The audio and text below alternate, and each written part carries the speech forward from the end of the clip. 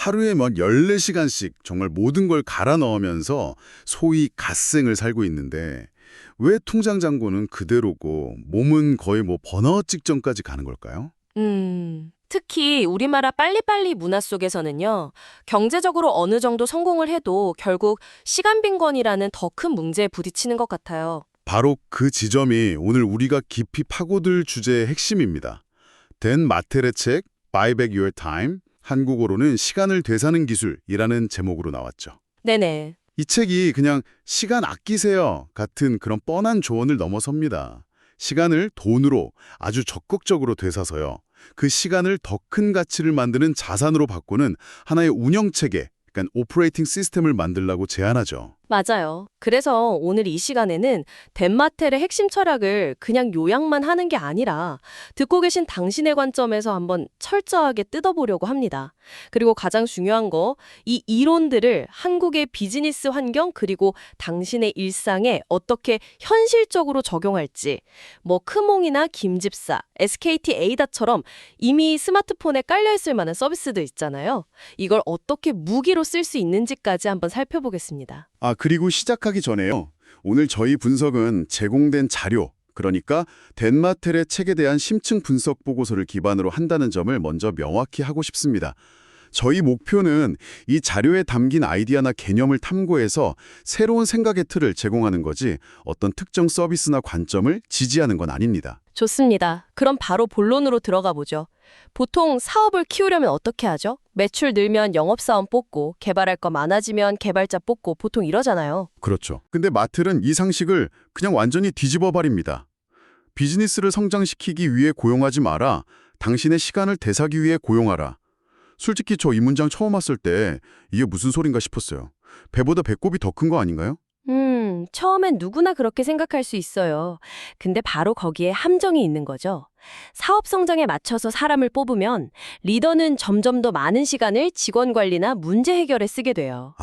그렇죠. 결국 운영의 늪에 빠져서 정작 제일 중요한 일, 사업 방향을 정하거나 미래를 그리는 일에는 시간을 하나도 못 쓰게 되는 겁니다. 마텔이 말하는 건 순서를 바꾸라는 거예요. 순서를 바꾸라.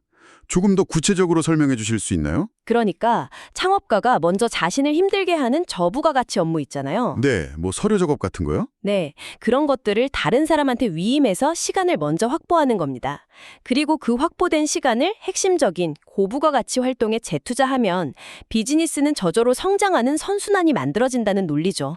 그러니까 성장의 결과로 고용하는 게 아니라 성장의 원인을 만들려고 고용을 해라. 바로 그겁니다. 관점의 대전환이죠. 와, 듣고 보니 정말 일리가 있네요. 근데 바로 현실적인 문제가 따라오죠. 바로 돈. 내가 하면 공짜인데 이거 사람 시키면 돈 아까운데 이런 찬테크 마인드. 우리한테 너무 익숙하잖아요. 정확한 지적입니다. 마텔도 이 심리적 장벽이 제일 크다는 걸 알고 있었어요. 그래서 이걸 감정의 문제가 아니라 수학의 문제로 접근할 수 있는 아주 명확한 도구를 제시합니다. 수학의 문제요? 네, 바로 바이백 비율. 영어로는 바이백 레이트. 당신의 시간을 되사는 기준 단가를 계산하는 겁니다. 바이백 비율. 그건 어떻게 계산하는 건가요? 공식은 의외로 간단해요. 일단 당신의 연간 총 수입을 2,000시간으로 나눠요. 2000시간이요? 네, 보통 주 40시간씩 50주 일한다는 기존이죠. 그럼 시간당 가치가 나오잖아요? 네. 그걸 다시 4로 나누는 겁니다. 그게 바로 당신의 바이백 비율이 되는 거죠. 근데 왜 하필 4로 나누는 특별한 이유가 있을까요? 일종의 안전장치 같은 거예요. 내가 1시간을 되사려고 쓴 돈이 최소 4배 이상의 가치, 그러니까 400%의 투자 수익률, ROI로 돌아와야 한다는 기준을 딱 설정하는 거죠. 위임이 그냥 비용이 아니라 확실한 투자가 되게끔. 그렇죠. 예를 들어서 연봉 1억 원을 버는 프리랜서가 있다고 한번 생각해 보죠. 네, 연봉 1억이면 1억 나누기 2000시간이니까 시간당 5만 원이네요. 맞습니다. 그리고 이 5만 원을 4로 나누면 12,500원. 네, 바로 이 12,500원이 이 프리랜서의 바이백 비율입니다. 이제 이 숫자가 마법을 부리기 시작해요. 마법이요? 네, 만약 이 사람이 시급 12,500원 미만으로 다른 사람한테 맡길 수 있는 일, 택배 포장이나 단순 자료 입력 같은 거요. 네네. 이걸 직접 하고 있다면 그 사람은 사실 돈을 버는 게 아니라 매시간 자기 가치인 5만 원에서 12,500원을 뺀 37,500원의 잠재적 손실을 보고 있는 셈이에요. 와, 그렇게 계산하니까 진짜 충격적인데요. 매시간 37,500원씩 손해를 보고 있다니. 이건 그냥 아깝다 할 감정의 영역이 아니라 맡기는 게 무조건 이득이다 라는 명백한 숫자의 영역이 되네요. 바로 그거죠. 한다는 명분하고 허가증은 얻었어요. 근데 막상 제 할 일 목록을 보면 눈앞이 캄캄합니다. 이걸 다 누구한테 맡기지? 뭘 먼저 맡겨야 하지? 다 중요해 보이거든요. 물론입니다. 여기서 마텔의 두 번째 핵심 도구, DIRP 매트릭스가 등장합니다. 이건 당신의 시간을 진단하는 아주 강력한 MRI 같은 도구라고 보시면 돼요. MRI요? 네, 당신이 하는 모든 업무를 두 가지 축, 금전적 가치와 개인적 에너지를 기준으로 4개의 분면에 배치해 보는 거예요. 금전적 가치와 에너지라 흥미롭네요. 네, 첫 번째 분면은 D, Delegation, 즉 위임 영역입니다. 돈은 안 되는데 에너지는 엄청나게 뺏어가는 일들이죠. 세금 계산서 발행, 반복적인 이메일 답장, 회의 일정 조율 같은 거요. 이런 일들은 그냥 생각할 필요도 없이 즉시 위임하거나 자동화해야 할 1순위입니다. 생각만 해도 피곤해지는 일들이네요. 그럼 두 번째는요? 두 번째는 R, Replacement, 교체 영역입니다. 여기가 정말 중요해요. 돈은 되는데 내 에너지를 심각하게 깎아먹는 일들이거든요. 돈은 되는데 에너지를 뺏는 일이요? 네, 이게 많은 전문가나 리더들이 빠지는 함정이에요. 예를 들어 실력 있는 의사가 진료는 잘 보는데 매번 진료 기록 작성하느라 지쳐가고, 뛰어난 개발자가 핵심 알고리즘 개발이 아니라 단순 버그 수정 같은 반복 작업에 시간을 뺏기는 경우죠. 번아웃의 주범이 바로 이 R 영역의 일들입니다. 와, 이 부분이 정말 공감되는데요. 저도 제가 잘하는 실무니까 계속 붙잡고 있는데 사실 그 일 때문에 밤에 잠을 설칠 때도 있거든요.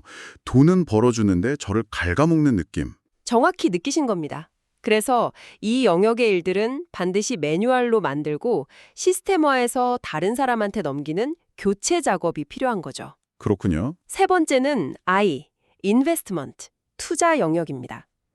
당장은 돈이 안 되지만 당신의 에너지를 채워주는 활동, 운동, 독서, 가족과의 식사, 새로운 기술 배우기 같은 거요. 이건 장기적인 성공의 연료니까 절대 위임하면 안 되고 오히려 의식적으로 시간을 보호하고 늘려야 합니다. 그리고 마지막이 제일 중요한 영역이겠네요. 맞습니다. 마지막 P는 프로덕션, 생산 영역입니다. 돈도 되고 에너지도 넘치게 하는 당신의 천재성 영역이라고도 불리는 곳이죠. 핵심 비즈니스 전략을 짜거나 중요한 파트너랑 미팅하거나 새로운 제품을 구상하는 일들. 리더는 시간의 80% 이상을 바로 이 P 영역에 쏟아야 한다고 마텔은 아주 강력하게 주장합니다. 지금 당장 제 할 일 목록을 이 DIRP 매트릭스에 한번 던져보고 싶네요. 꼭 해보셔야 합니다. 어떤 영역의 일이 가장 많이 몰려있는지 알게 되실 거예요. 좋습니다. 제 시간을 갉아먹는 D 영역하고 저를 번아웃시키는 R 영역의 일들을 이제 찾아냈다고 칠게요. 이걸 실제로 어떻게, 누구한테, 어떤 순서로 맡겨야 할까요? 여기서 또 다른 현실적인 벽에 부딪히는 것 같아요. 그렇죠. 사람 뽑는 건 부담스럽고 누구한테 맡겨야 할지도 막막하고요. 바로 그 지점에서 마텔은 교체 사다리, Replacement Ladder라는 아주 체계적인 순서도를 제시합니다. 대부분 사람들이 마케터나 영업 담당자를 먼저 뽑는 실수를 저지르는데 그게 아니라는 거예요. 그래요? 네. 가장 먼저 제거해야 할 것은 당신의 일상에 끼어드는 잡음, 즉 1단계인 행정 업무, 애드민입니다. 행정 업무요? 근데 한국 문화에서는 특히 1인 기업이나 작은 스타트업 대표가 개인 비서를 둔다고 하면 약간 벌써부터 대표 행세하네 같은 곱지 않은 시선을 받기 쉽잖아요. 사치나 권위의식으로 비춰질까 봐 걱정되기도 하고요. 아주 현실적인 고민이죠. 그래서 우리는 이 개념을 풀타임 개인 비서가 아니라 하이브리드 비서 시스템으로 재정의해서 접근할 필요가 있습니다. 하이브리드 비서 시스템이요? 네, 바로 이 지점에서 한국의 굉장히 발달된 플랫폼 생태계가 강력한 무기가 되어줍니다. 플랫폼이요? 구체적으로 어떤 것들이죠? 교체 사다리의 1단계, 행정이나 생활 지원 업무부터 시작해보죠. 예를 들어 우체국에 택배 보내고 재활용 쓰레기 버리는 자잘한 잡무들. 네네. 이런 건 김집사나 띵동 같은 심부름 앱을 쓰면 단돈 2, 3천 원으로 30분 이상의 시간을 바로 살 수 있습니다. 와. 아까 바이백 비율이 22,500원이었잖아요. 이건 엄청나게 남는 장사죠. 그렇게 생각하니까 심부름 앱에 쓰는 돈이 전혀 아깝지가 않네요. 시간을 사는 거니까요.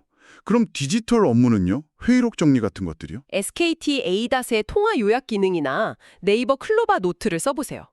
회의나 통화 내용을 자동으로 텍스트로 바꾸고 요약까지 해주잖아요. 아, 맞아요. 비서가 없는 사람한테는 이들이 사실상 24시간 대기하는 AI 비서 역할을 해주는 겁니다. 회의 내용 받아 적고 정리하는 D 영역의 업무를 이제는 AI한테 완벽하게 맡길 수 있는 시대가 된 거죠. 대단하네요. 그렇게 자잘한 D 영역의 일들을 덜어내고 나면 다음 단계는 뭔가요? 저를 지치게 만드는 R 영역의 실무들이 남아있는데요. 사다리의 다음 단계, 즉 2단계 실무, 딜리버리랑 3단계 마케팅을 해결할 차례죠. 여긴 크몽이나 순고 같은 프리랜서 마켓플레이스가 아주 유용합니다. PPT 디자인, 블로그 포스팅, 유튜브 영상 편집 같은 업무를 그 분야 전문가에게 맡기는 거죠. 근데 여기서 가장 큰 걸림돌이 남이 하면 나만큼 못하는데 하는 그 완벽주의인 것 같아요. 맞아요. 결국 제가 다시 손대게 되고 그럼 이중으로 시간이 들고 악순환이죠. 그 완벽주의를 극복하기 위한 아주 실용적인 규칙이 바로 10, 80, 10 법칙입니다. 10, 80, 10 법칙이요? 네, 당신은 일의 처음 10%와 마지막 10%에만 관여하라는 원칙이에요. 처음 10%와 마지막 10%요? 네, 처음 10%는 명확한 방향과 목표를 제시하는 단계입니다.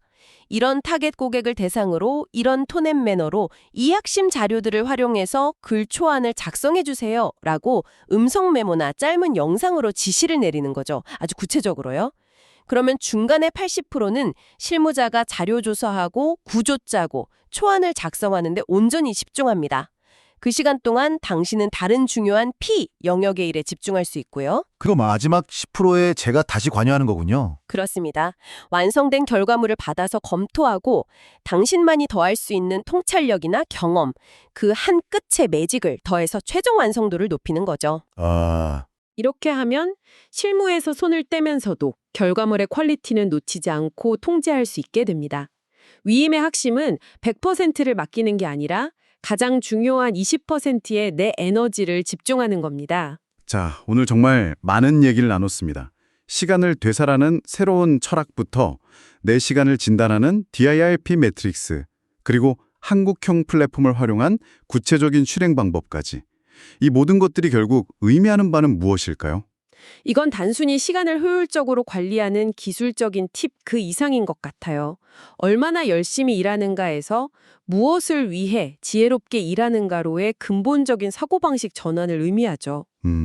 진정한 갓생은 밤새워 할 일 목록을 지워나가는 게 아니라 결국 내가 없어도 원활하게 돌아가는 시스템을 만들어서 나 자신을 가장 중요한 것에 투입하는 것이죠.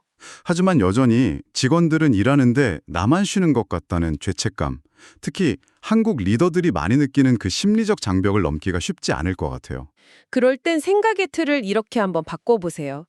리더의 휴식은 게으름이 아니라 회사를 위한 최고의 리스크 관리다. 리더의 휴식은 리스크 관리다. 네, 번아웃된 리더가 피로에 절어서 내리는 잘못된 판단 하나가 회사 전체를 얼마나 큰 위기에 빠뜨릴 수 있는지 생각해 보세요. 리더의 재충전과 재교육은 개인을 위한 게 아니라 조직 전체를 위한 가장 중요한 전략적 투자 활동인 셈입니다. 와, 정말 마음에 와닿는 말이네요. 오늘 분석 자료의 마지막 문장이 특히 인상 깊었습니다. 가난한 사람은 돈을 아끼기 위해 시간을 쓴다. 하지만 부자들은 시간을 사기 위해 돈을 쓴다. 오늘 우리가 나눈 이야기들이 당신을 그 부의 추월 차선으로 안내하는 내비게이션이 되기를 진심으로 바랍니다. 오늘 우리는 AI와 다양한 플랫폼을 활용해서 시간을 되사는 구체적인 방법들을 이야기했습니다. 여기서 당신에게 마지막으로 하나의 질문을 던지면서 마무리하고 싶습니다. 만약 오늘 배운 방법들을 통해 이번 주에 단 5시간이라도 성공적으로 되살 수 있다면 그 황금 같은 시간을 당신의 DRIP 매트릭스 상에서 어떤 P, 즉 생산 활동과 어떤 I, 투자 활동에 사용하시겠습니까? 그 새롭게 얻은 시간을 그냥 흘려보내는 게 아니라 미래를 위해 전략적으로 투자하기 위한 당신의 첫 번째 행동은 무엇이 될 수 있을지 지금 한번 생각해 보시는 건 어떨까요?